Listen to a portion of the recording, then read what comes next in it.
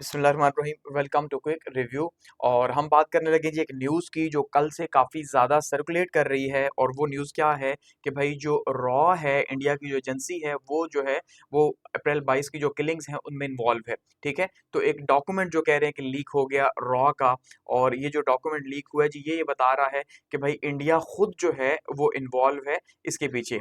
ठीक है, तो इसको डिस्कस करते हैं। और हम देख रहे हैं कि आज जो है वो पाकिस्तान के जो न्यूज़पेपर्स हैं उसके अंदर जो है ये हेडलाइंस बनी हुई है, लीक डॉक्यूमेंट रॉ बिहाइंड अप्रैल 22 किलिंग्स। ठीक है, तो अब यहाँ पे काफी ज्यादा न्यूज़पेपर्स इसको डिस्कस किया हुआ है। सबसे पहले ये रात को जो है वो पाकिस्तान का जो रेडियो है यानी कि रेडियो पाकिस्तान जो है उस पर डिस्कस हुआ, एक्स पे, ट्विटर पे, उसके बाद ये मल्टीपल अकाउंट्स पे शेयर हुआ।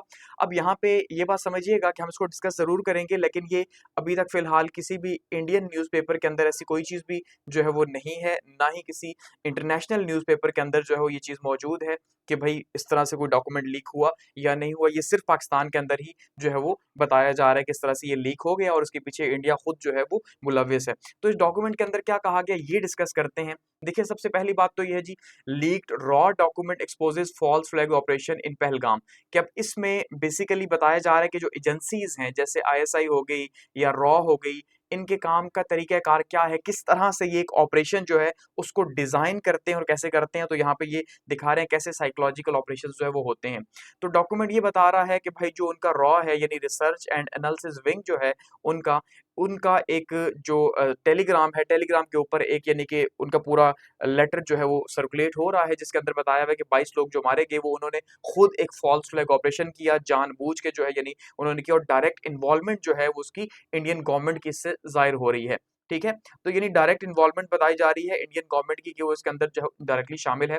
और अटैक के बाद उन्होंने मैनिपुलेट करने की कोशिश की नैरेटिव्स को, यानी जो बयानिया था उस बयानिया को उन्होंने तोड़ मरोड़ के पेश किया और पाकिस्तान के अगेंस्ट जो है वो उन्होंने पेश करने की कोशिश की। अब इसके अंदर क्या बताया जा रहा है कि भाई अब ये बयानिया तो था या ये पूरा एक ऑपरेशन था, साइकोलॉजिकल ऑपरेशन था जो रॉ ने करना था, लेकिन हुआ ये कि भाई उनका जो मीडिया है उसने टाइम से पहले ही भांडा फोड़ दिया। भांडा ऐसे फोड़ दिया कि उन्होंने फौरन से पाकिस्तान के ऊपर इल्जाम लगाया। तो जो फौरन से पाकिस्तान के ऊपर इल्जाम लगाया तो उससे ही शक हुआ कि भाई उनके पास तो ना कोई एविडेंस है ना और कुछ है, तो फिर वो फौरन से क्यों लगा रहे हैं। तो उसमें डॉक्यूमेंट के अंदर ये तय था कि उन्होंने ब्लेम जरूर करना है पाकिस्तान के आईएसआई को, लेकिन कब करना है, एटलीस्ट 36 घंटों के बाद। यानी जैसे होता है ना, एक इंक्वायरी हुई, पूरा पता चला और फिर कहा कि भाई ये जो है वो इसके पीछे है। लेकिन क्योंकि मीडिया ने फौरन से जो है वो शोर शुरू कर दिया कि पाकिस्तान इसके पीछे, और कुछ अकाउंट्स वगैरह दिखाए गए कि भाई कुछ अकाउंट्स जो है वो किस तरह से उन्होंने बताया कि भाई पाकिस्तान ही इसके पीछे है। तो इसका मतलब ये है कि उन्होंने जो कोविड ऑपरेशन था, एक खुफिया जो ऑपरेशन था, उसको जो है वो बता दिया या वो पूरे का पूरा उसका भांडा फोड़ दिया। क्योंकि उन्होंने फेवर करने की कोशिश की, लेकिन इतनी जल्दी वजह से हमारे जो डीजीआईएसपीआर साहब है, आपको पता है, उन्होंने भी जो है यही क्वेश्चन उठाया कि मीडिया ने एकदम से क्यों पाकिस्तान पे सवाल उठाया, एकदम से कैसे उसको पता चल गया कि कौन इन्वॉल्व है इसके अंदर, ये कहा गया। ठीक है, अच्छा, inside the psychological operation manual how raw plan snip the narrative. अब यहाँ क्या तय किया हुआ था उस डॉक्यूमेंट के अंदर, क्या जाहिर हो रहा है कि किस तरह से उन्होंने करना था। सबसे पहले तो ये जो ऑपरेशन इसको नाम दिया गया जी साइकोलॉजिकल ऑपरेशन।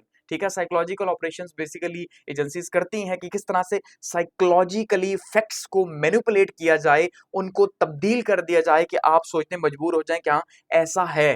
ठीक है, तो ऐसा है। अब लेट सपोज हम इसकी सिक्के की दो साइडें लेते हैं। अब जैसे मैं ये कह रहा हूँ कि भाई ये पाकिस्तान की जो न्यूज़पेपर्स हैं वो इसको कोट कर रहे हैं कि भाई पाकिस्तान इंडिया जो है या रॉ जो है वो इसमें मुलविस है। अब लेट सपोज हमारी एजेंसी अगर हमें ये दिखाना चाह रही हो कि नहीं भाई ये सारे का सारा है और किसी और न्यूज़पेपर में तो आया नहीं है, तो हम ये कहें कि आईएसआई कैसे साइकोलॉजिकली चीजों को मोल्ड कर रही है उनके अगेंस्ट में और अपने फेवर के अंदर। ठीक है, तो इस तरह से ही काम कर रहे होते हैं। तो ये साइकोलॉजिकल ऑपरेशन था, इसमें नैरेटिव कंट्रोल की कोशिश की गई कि किस तरह से नैरेटिव कंट्रोल करना है। लेकिन मीडिया जो है उन्होंने करना मीडिया के थ्रू ही था, लेकिन मीडिया ने जो है उस स्ट्रेटेजी को खराब कर दिया। तो ये साइकोलॉजिकल वॉरफेयर की एक स्ट्रेटेजी जिसके अंदर उन्होंने क्या क्या तय किया हुआ था। पहली बात तो ये थी कि भाई उन्होंने टारगेट करना है एंटी पाकिस्तान और एंटी मुस्लिम नैरेटिव को, पाकिस्तान मुखालिफ बयानिए को इस अटैक के बाद उन्होंने टारगेट करना है और मुस्लिम बयानिए को। अब इस टाइम पे हम ये देख रहे हैं यही हो रहा है, यानी कि पाकिस्तान मुखालिफ वहां पे मुसलसल कंपेन स्टार्ट हुई हुई है, जंग की बातें हो रही हैं और मुसलमानों को इंडिया के अंदर हर बार की तरह मारा जा रहा है, कश्मीरियों को स्कूल कॉलेज यूनिवर्सिटीज के अंदर खास करके मारा जा रहा है।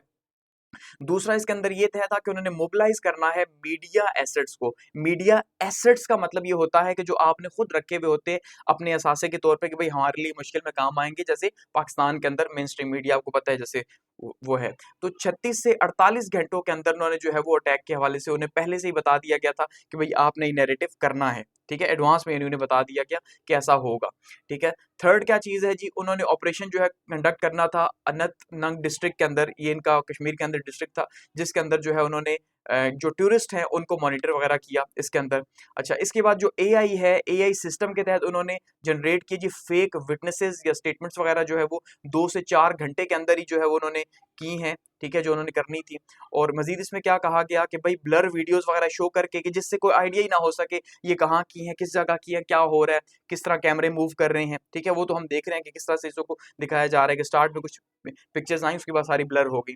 तो मिस इन्फॉर्मेशन जो है वो फैलानी है और 200 सोशल मीडिया अकाउंट्स को टारगेट दिया गया कि भाई उन्होंने ये फैलानी है।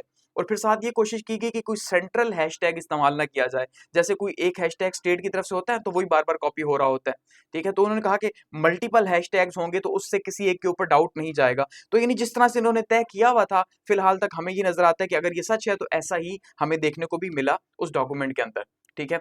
इससे क्या हुआ, anti Hindu rift within raw. अब ये कहा जा रहा है कि ये जो इंटरनल लीक हुई है जिसके ऊपर अभी इंडिया के अंदर जो है वो इंक्वायरी हो रही है कि भाई ये लीक कहाँ से हुई, ये रॉ का डॉक्यूमेंट जो है वो कहाँ से लीक हो गया।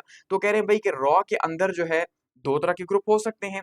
एक तो जो है वो हिंदू सपोर्ट कर रहा है, ठीक है? हिंदुत्वता को या मोदी सरकार को सपोर्ट करता है, तो वो तो ठीक है। लेकिन जो दूसरा एंटी हिंदुत्वता है, जो नहीं चाहता कि भारत जो है वो हिंदुत्व पॉलिसी या आरएसएस की पॉलिसी के ऊपर चले, ठीक है?